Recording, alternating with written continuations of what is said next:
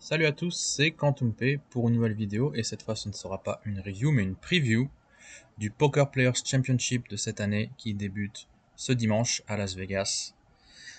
Et comme vous pouvez voir ce magnifique trophée David Chip Rees qui honore le vainqueur chaque année avec son nom gravé sur le trophée. Je voulais faire une petite vidéo vous présentant ce tournoi qui est unique au monde puisque c'est l'un des tournois les plus prestigieux des World Series après le Main Event. Tous les joueurs de variantes sont fous de ce tournoi. Et je vais vous présenter pourquoi. Et je vais aussi vous présenter quelques joueurs qui, je pense, ont de bonnes chances de bien figurer lors des prochains jours sur lesquels ce tournoi va se jouer. Donc, pour commencer, un petit regard sur la structure. Comme vous pouvez le voir, c'est un tournoi qui se joue sur 5 jours, avec des niveaux de 100 minutes, soit 1h40.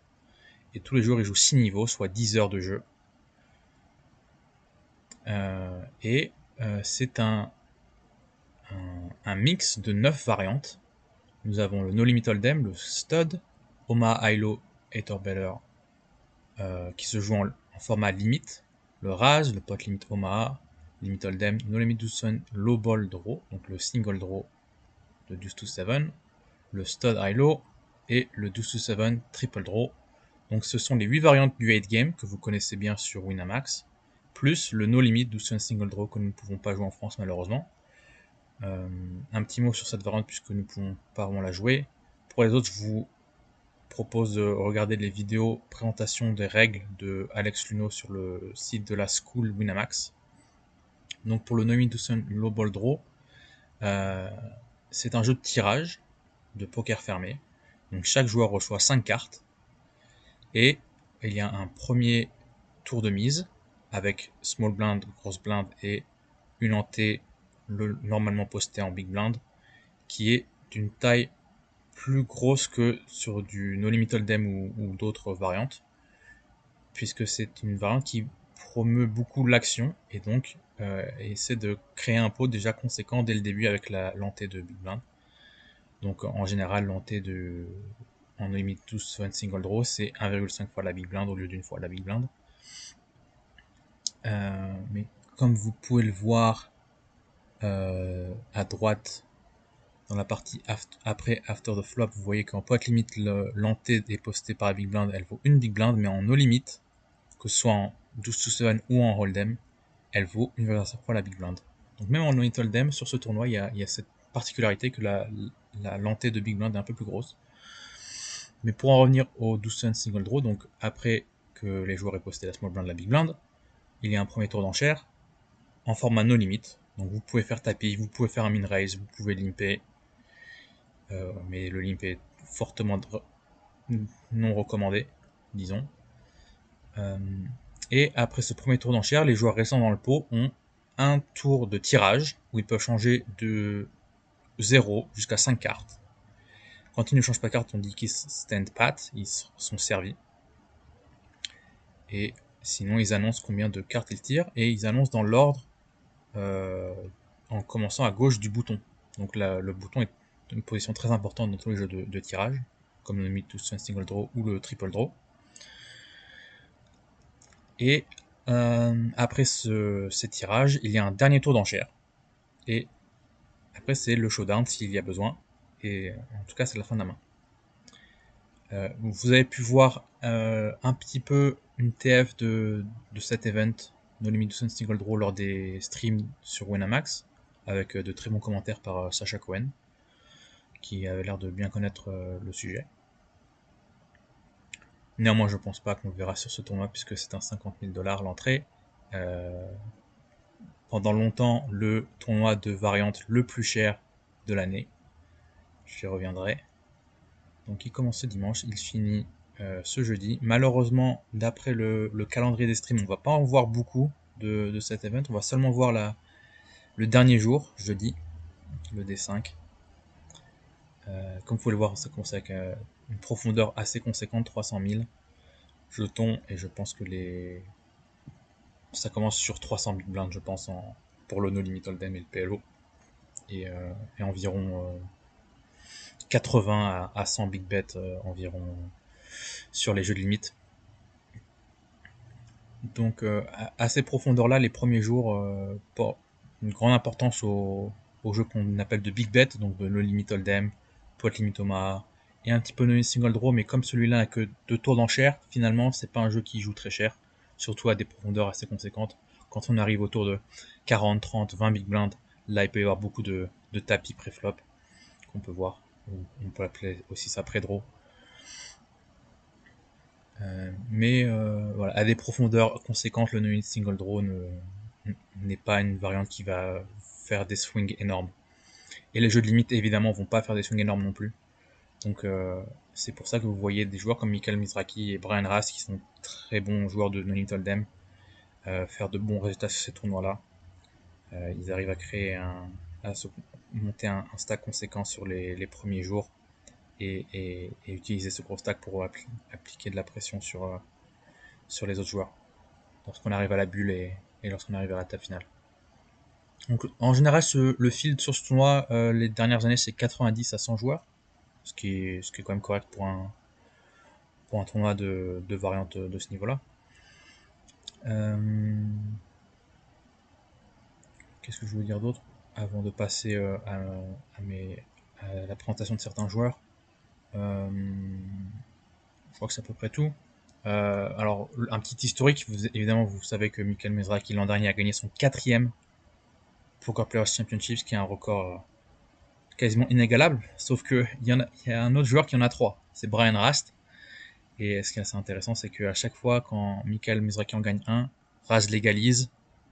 Donc ils ont eu chacun 1, puis chacun 2 et chacun 3. Et maintenant Mizrachi en a 4, donc peut-être c'est au tour de Rast cette année de gagner ce trophée.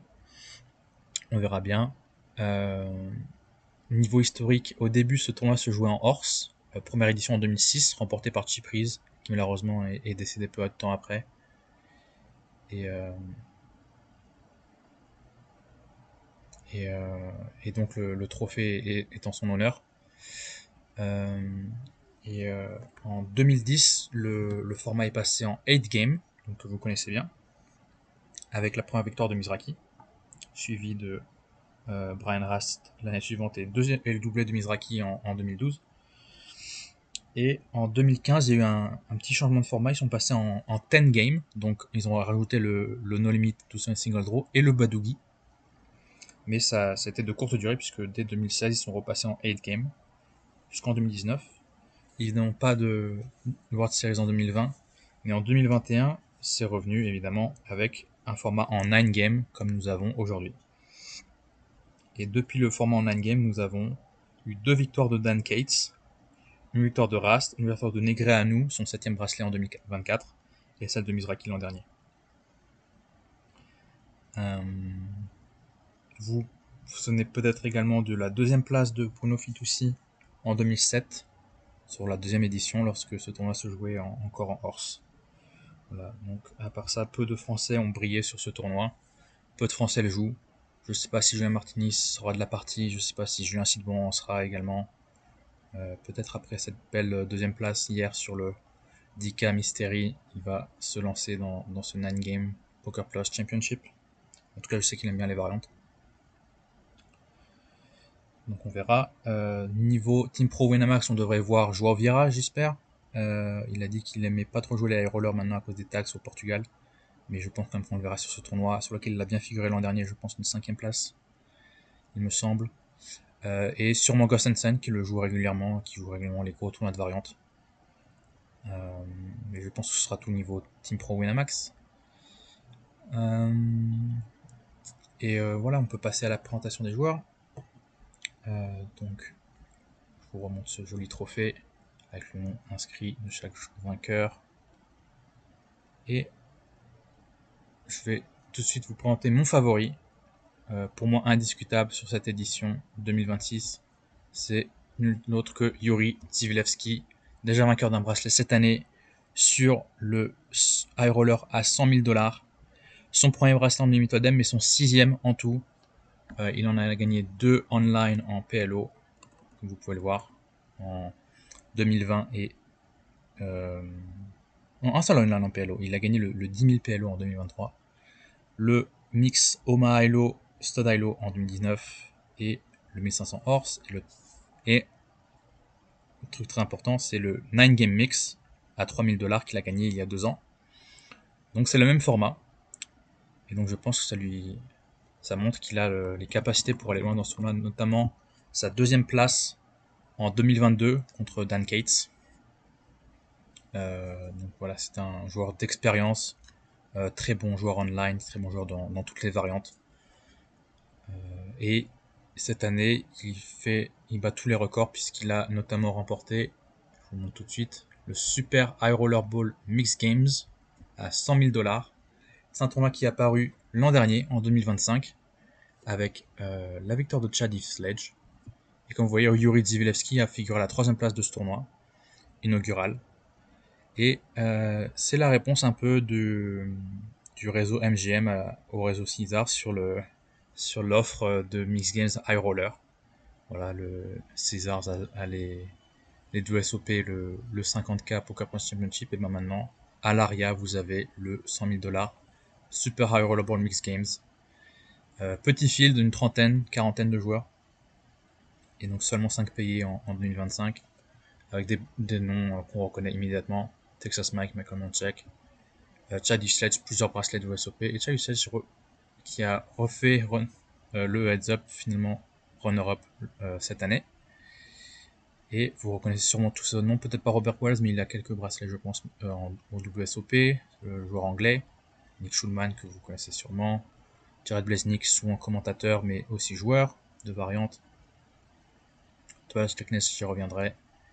Benny Glazer, j'y reviendrai également. Donc, Yuri, vraiment en pleine forme cette année, vainqueur du 100 000 High Roller Bonus Games, vainqueur du 100 000 WSOP High Roller, Noemi Toldem. Comme j'ai dit, le Noemi Toldem, le PLO sont des variantes qui sont très importantes sur la plupart du tournoi, et c'est seulement lors des derniers jours, quand les limites deviennent importantes, que les jeux de limites commencent à prendre le dessus sur les jeux de non-limites et de PLO. Un autre joueur que je ne présente pas puisque vous l'avez déjà vu en 5e et en 3e place de ce Super Bowl, c'est Benny Glazer, 8 bracelets, un triplé l'an dernier, absolument incroyable. Et ces 8 bracelets sont tous venus depuis 2015. Son premier, c'était en 12-7 en 2015. Ensuite, un magnifique doublé sur le 1500 et le 10 000 Omaha Hilo en limite en 2016. Ensuite, plusieurs autres championships, le Raz et le Ducent Triple Draw 2021-2023 et le triplé l'an dernier, le Dealer's Choice, le Mixed Omaha Hilo avec du PL8, du Omaha Hilo en limite et du Bigot, qui est le pot limit Omaha à 5 cartes.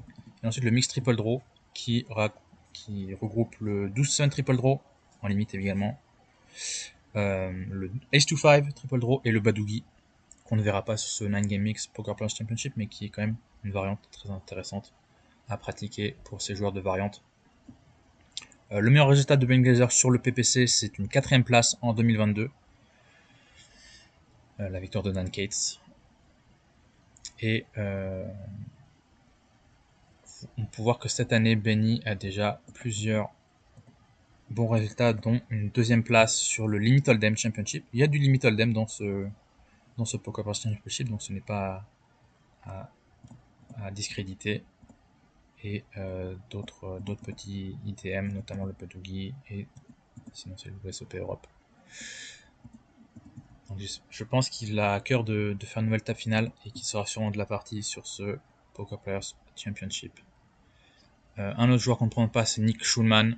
8 bracelets, le 8e, c'est cette année sur le 1500 Horse avec la belle 3e place de Jonathan Nebou. Mais l'an dernier, c'était déjà un bracelet sur le No Limit Single Draw. Une variante très intéressante sur ce format. Le 25K High Roller No Hold'em en 2024. Le 1500 Stud en 2023, c'est-à-dire 4 années de suite, en comptant cette année, avec au moins un bracelet au WSOP l'été, ce qui est un record absolu. Avant ça, il y avait plusieurs joueurs qui l'avaient fait 3 fois de suite.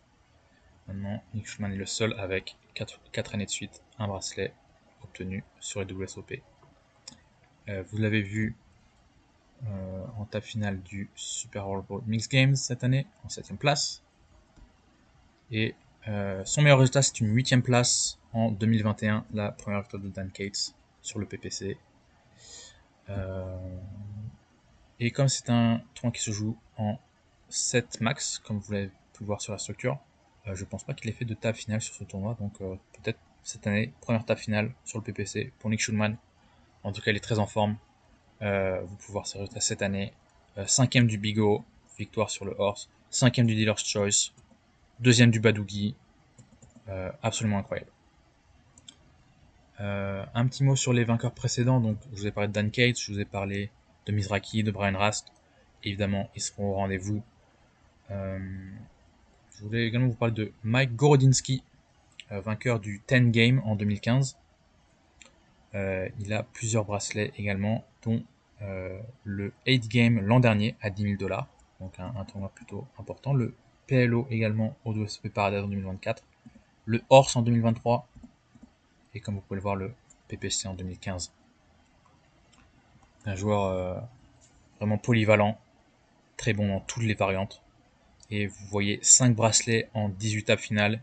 Il sait aller au bout et remporter les tournois.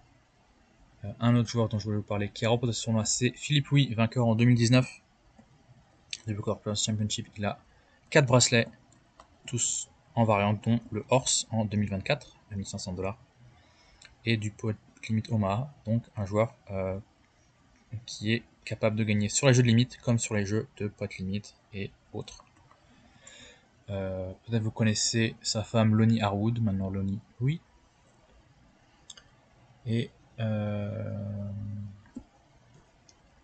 parmi les autres vainqueurs qu'on va sûrement recroiser cette année, il y a Daniel Negreanu évidemment, mais aussi John Hennigan qui a fini à la 3ème place en 2013, qui l'a remporté en 2014 et qui a terminé second en 2018 face à Michael Mizraki. Donc un joueur vraiment expérimenté en variante Johnny World, John Hennigan. J'espère le retrouver cette année. Maintenant, on va passer à des choix un peu plus peut-être surprenants, un peu moins conventionnels. Je vais commencer par le japonais Naoya Kihara. Vous l'avez sûrement croisé cette année puisqu'il a remporté le 10 000 $ No Limit Single Draw et le 10 000 $ 7 Card Stud Championship. C'est tout simplement le 6e joueur à avoir remporté 2 Event Championship la même année. Et les seuls à l'avoir fait précédemment, c'était Doyle Brunson, vraiment des légendes du jeu. Stu Hungar, Greg Merson, vainqueur du Main Event et du Player of the Year, il me semble, une année, en ayant remporté un autre Event Championship. George Denzer et Jason Mercier en 2016. Donc ça n'a pas été fait depuis longtemps. Je pense qu'on peut ajouter quand même Michael Mizraki à cette liste. C'était un event à 50 000 et à 10 000, mais on peut quand même les appeler tous les deux des championships. Donc peut-être 7 joueurs maintenant dans cette liste, avec Monsieur Kihara, qui est très en forme cette année également. Il a aussi fini 3ème en 2022 du PPC, donc il a déjà fait un bon résultat dessus. Comme vous pouvez le voir, voilà, vainqueur de 2 Event Championships cette année, et quelques bons autres résultats, notamment du Dealer's Choice en 2025. Et mon petit pick wildcard, ma petite surprise, je pense, ça va être Tobias Leknes, le Norvégien, que vous ne connaissez sûrement pas, mais vous avez pu le voir. Il a fini 5ème du Super Roller Balls Mixed Games. C'est un très bon joueur online qui a remporté de nombreux titres sur PokerStars, les Scoops, les W Coupe et autres, dans toutes les variantes possibles et imaginables, si ce n'est peut-être le Unlimited Hold'em, mais plus récemment, il s'est mis au live. Il s'est mis à jouer en Unlimited Hold'em, notamment une belle place, je crois 18ème à l'EPT Barcelone, le main event, l'an dernier. Un autre deep run, il me semble, à l'EPT Prague. Et déjà de bons résultats cette année, avec 2 tables finales sur le RAS et le RAS Championship. Donc vraiment un joueur très dangereux, qui a de l'expérience online et qui maintenant commence à allonger de l'expérience en live, et qui est vraiment plein de connaissances dans toutes les variantes. Donc je pense que ça va être un joueur dangereux à suivre, évidemment. Il sera là, et je pense qu'il va performer comme la plupart des autres joueurs que je vous ai présentés. Voilà, je pense que ce sera tout pour cette vidéo. Elle fait déjà 20 minutes. Je vous dis bonne chance aux tables et profitez bien du coverage de Winamax sur les World Series of Poker. J'espère vous voir nombreux sur le stream de la table finale de ce PPC ce jeudi. Et n'oubliez pas les 1000 USOP en ce moment avec la version mini du Poker Plans Championship à 500 € ce dimanche. J'espère vous y croiser aux tables et good luck et à plus. Salut!